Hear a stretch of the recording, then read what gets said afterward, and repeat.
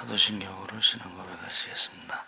전능하사 천지를 만드신 하나님 아버지를 내가 믿사오며 그 외아들 우리 주 예수 그리스도를 이는 성령으로 잉태하사 동정녀 마리아에게 나시고 본디오를 고난을 받으사 십자가에 못 박혀 죽으시고 장사한 지 사흘 죽은 자 가운데서 다시 살아나시며 하늘에 오르사 전능한 우편에 앉아 계시다가 저희로서 산 자와 죽은 자를 심판하러 오시리라.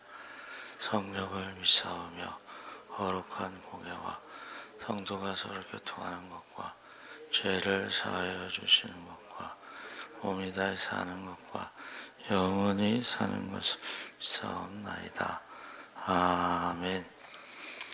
찬송가 211장 찬송하시겠습니다.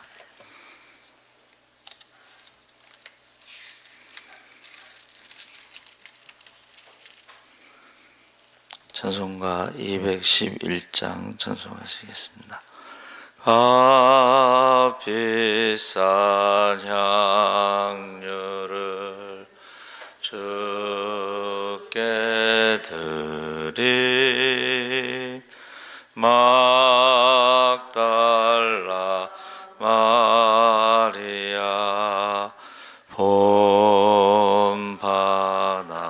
본받아서 향기로운 산재물 주님께 바치리. 사랑의 주 내 주님께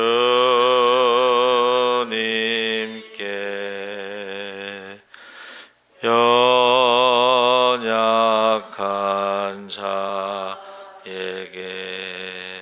힘을 주고 어두운 세상에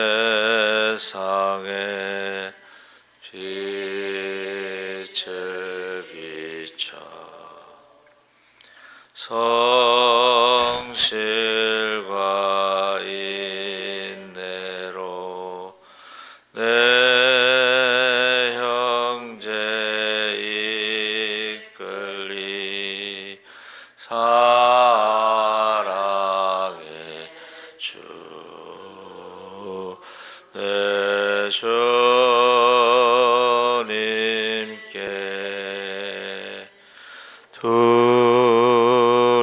두려운 마음에 소망 주고 슬픔에 쌓인 자 위로하며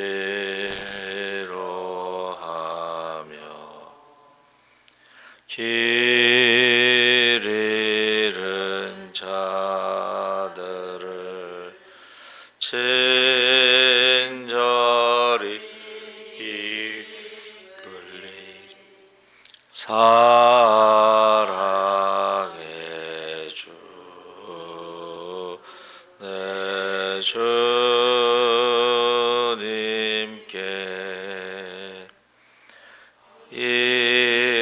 인생의 황혼이 깃들어서 이 땅의 수고가 끝날 때에 주님을 섬기다 평안히 가리라. 사랑의 주 내 주님께.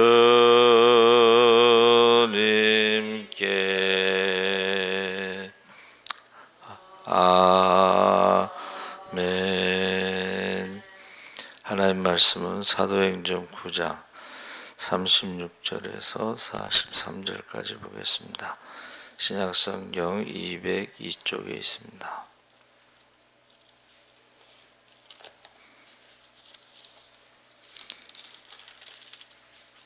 36절에서 43절까지 우리 교독을 하겠습니다. 욥바에 다비다라 하는 여 제자가 있으니 그 이름을 번역하면 도르가라. 선행과 구제하는 일이 심히 많더니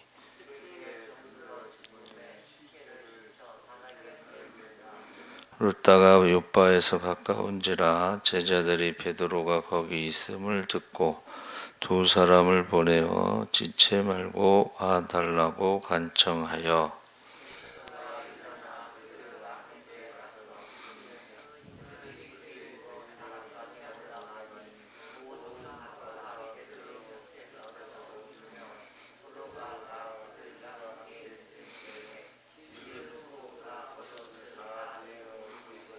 베드로가 사람을 다 내보내고 무릎을 꿇고 기도하고 돌이켜 시체를 향하여 이르되 다비다야 일어나라 하니 그가 눈을 떠 베드로를 보고 일어나 앉는지라.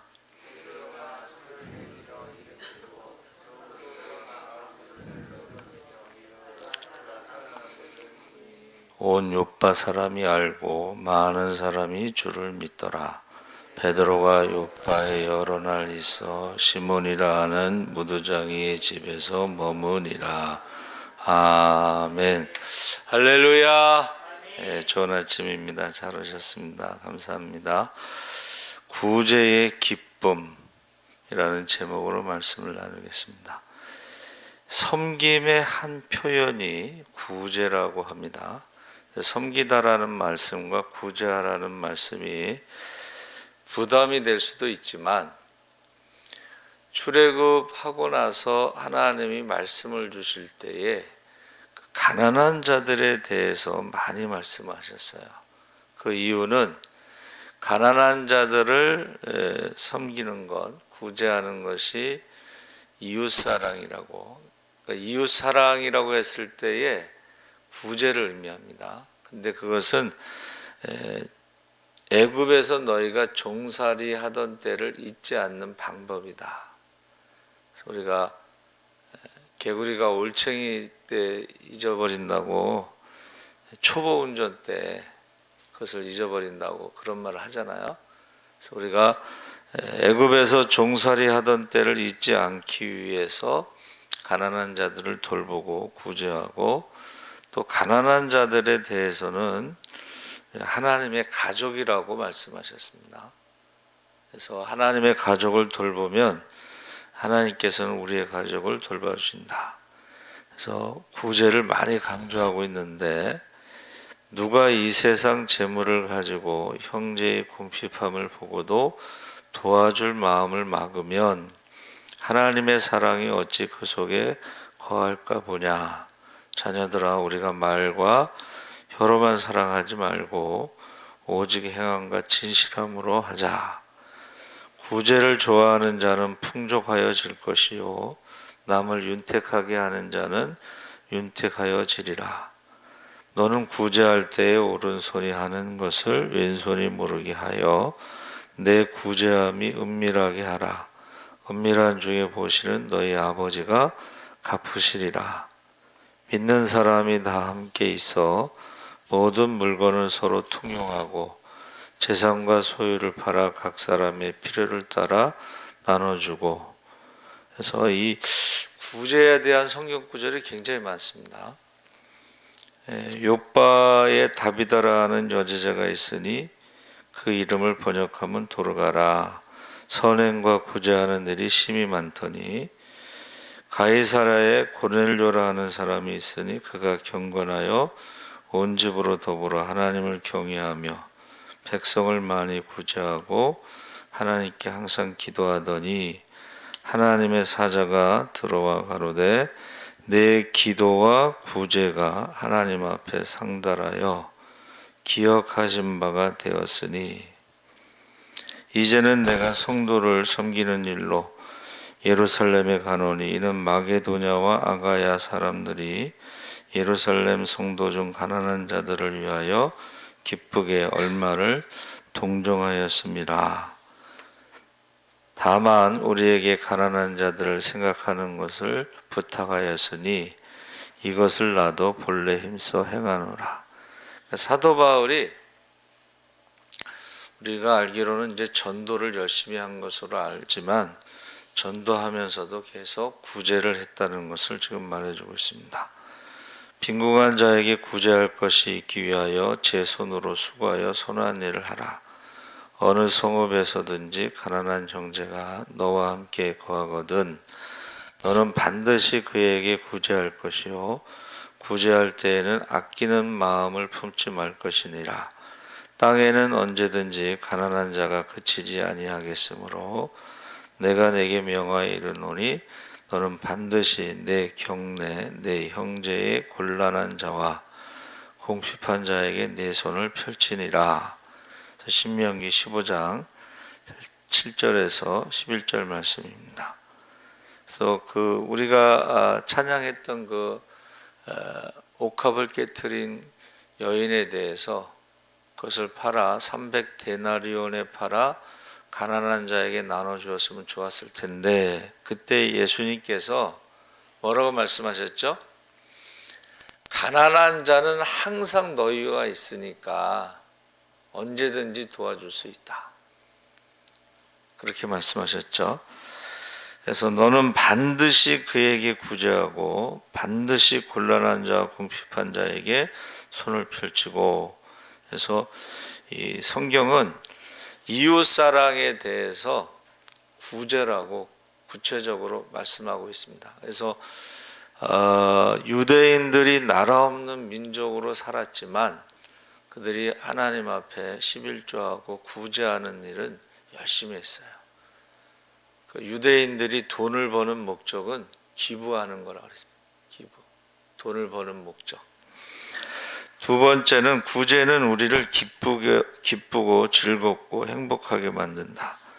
모든 사람이 행복을 원하는데 그 중에 하나가 이제 구제라는 것입니다. 그래서 구제할 때에 세 가지 행복하게 하는 이유가 하나님이 기뻐하신다. 그러니까 하나님께서는 구제하는 것을 보시고 기뻐하시기 때문에 우리가 행복해질 수가 있다 하는 것입니다. 그래서 겉옷을 나눠주고 구제하는 도르가를 하나님이 참 기뻐하시는 행복한 사람이었다. 살았을 때에도 죽었다가 일어났을 때에도 그가 행복했을 것이다. 사람이 죽는다고 해서 다 베드로를 초청해서 살릴 수는 없죠. 그런데 베드로를 초청해서 살릴 수 있는 아주 특별한 경우죠. 그래서 그는 구제를 통해서 하나님을 기뻐하는 사람으로 행복한 사람이었고 주변의 사람들도 행복하게 만든다고 그랬습니다.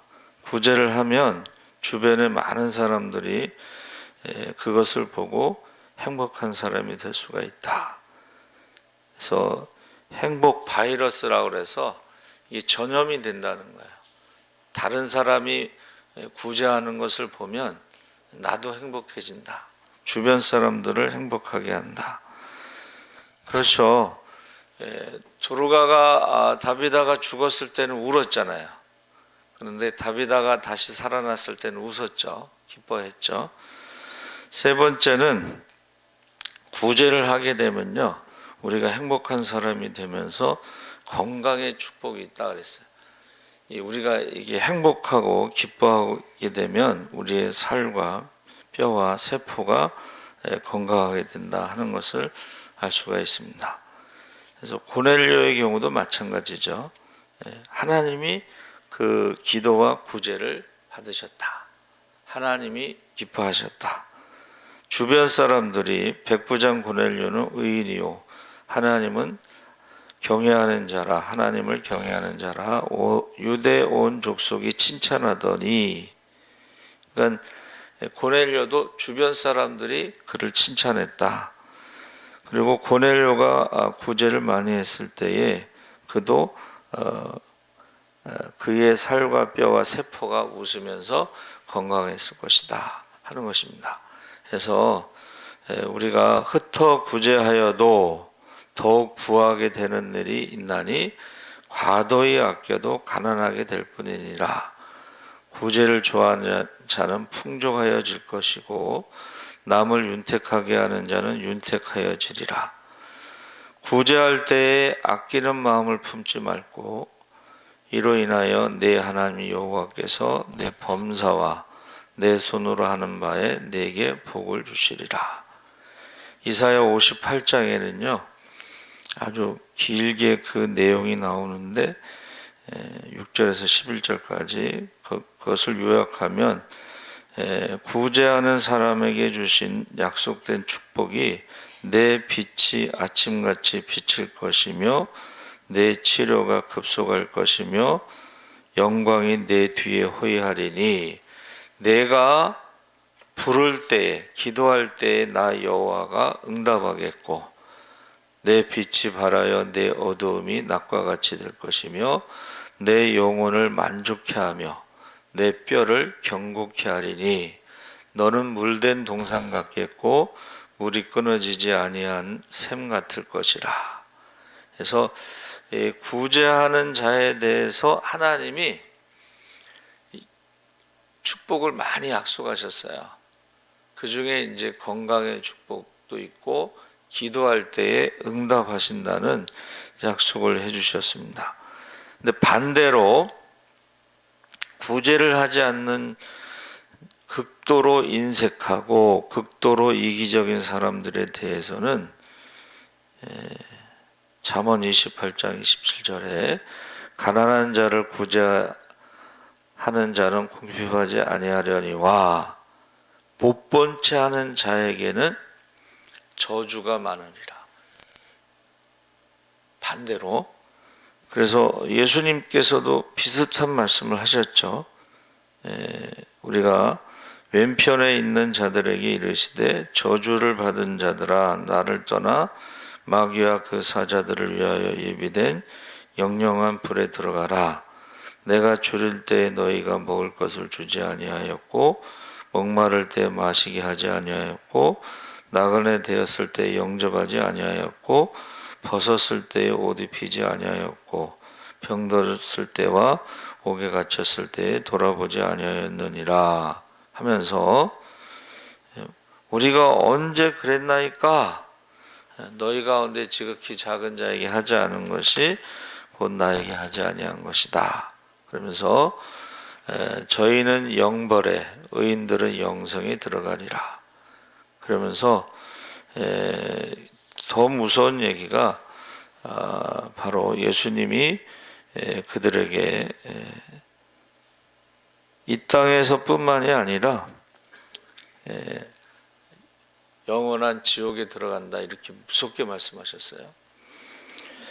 예수님이 먹을 것이 없는 가난한 자들에게 먹을 것을 주셨다고 했을 때에 선한 사마리아 사람의 비유로 또 말씀하셨죠. 그래서 우리가 이 구제라는 것은 하나님 사랑과 이웃 사랑에 있어서 둘째는 이와 같으니 하나님을 사랑하는 것과 같다. 이웃 사랑은 근데 그 이웃 사랑은 바로 구제로 말과 혀로만 사랑하는 것이 아니라 행함과 진실함으로 하라 그랬습니다. 그래서 오순절 마가 다락방에서 성령 받은 증거 중 하나가 날마다 구제하였습니다. 그리고 주께서 날마다 믿는 자의 수를 더했습니다. 그래서 이 엘레의 모시네라고 하는 이 구제는 불쌍히 여겨서 도와주는 것을 말합니다. 그러니까 우리가 국률이 여기는 자는 복이 있나니 국률이 여김을 받을 것이다. 이 말이 국률은 불쌍히 여기는 마음에서 끝나는 게 아니고 실제로 도와주는 것을 말합니다. 그래서 히브리어로는 이제 헤세드라고 그랬는데 이것은 인자하다, 자비롭다 그랬는데 히브리어의 언어는 모두가 동사, 행동의 언어입니다. 이 감정의 언어가 아니에요. 아, 불쌍하다 이게 아니에요. 불쌍하기 때문에 내가 도와준다. 히브리 언어는. 근데 그 구제라고 하는 한문이요, 구자가 치료하다 이런 뜻이 있습니다. 그리고 제자는 빈곤에서 구하다. 그러니까 우리가 예수님께서 공생의 기간에 병든 자를 계속 고치셨잖아요. 그게 구제의 하나예요. 그리고 가난한 자들을 섬기셨는데, 그 가룟 유다가 이제 동계를 맡고 있었는데 그 누가 헌금을 했어요. 그러니까는 이제 조금 이제 생활이 살아가는데 조금 여유가 생겼다고 생각했는데 예수님께서 그거 가서 가난한 사람들에게 나눠주라고 그랬어요.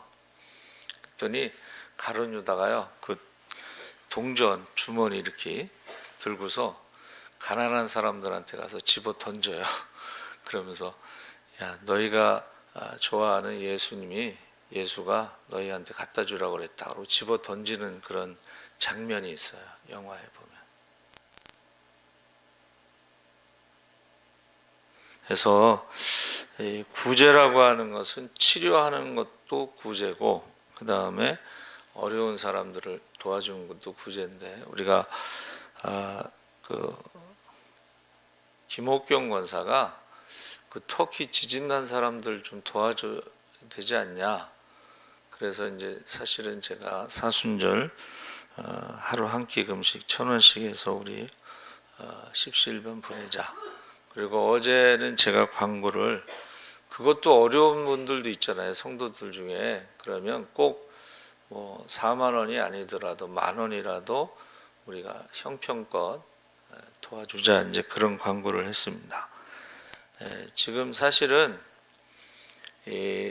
지구 전체가 재앙에 지금 기근과 지진과 전염병으로 많은 사람들이 죽어가고 있어서 전체적으로 지구 전체가 도와주지 않으면 이거 거기서 좀 힘들어요, 그렇죠? 그래서 우리나라의 그 구조대원들이 가서 1명, 2명 이렇게 살려내는 거 보면 지구 전체의 재앙에 사람의 힘으로 막을 수는 없지만은 그래도 지구 전체가 힘을 모으는 게 중요하다. 저는 그렇게 생각합니다.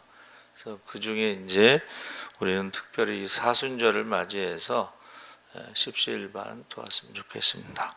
기도하겠습니다. 하나님 아버지 감사합니다. 하나님께서 출애굽 후 백성들에게 하나님을 사랑하는 것과 이웃을 사랑하는 것을 말씀하셨는데, 하나님을 사랑하는 것은 말씀에 순종하는 것이고 이웃을 사랑하는 것은 구제하는 것이라고 했습니다. 이제 우리가 사순절을 지내면서 하나님 말씀대로 십시일반 모아서 도와주려고 합니다. 하나님께서 함께하여 주시옵소서. 구제하는 자들의 기도를 들어주시옵소서.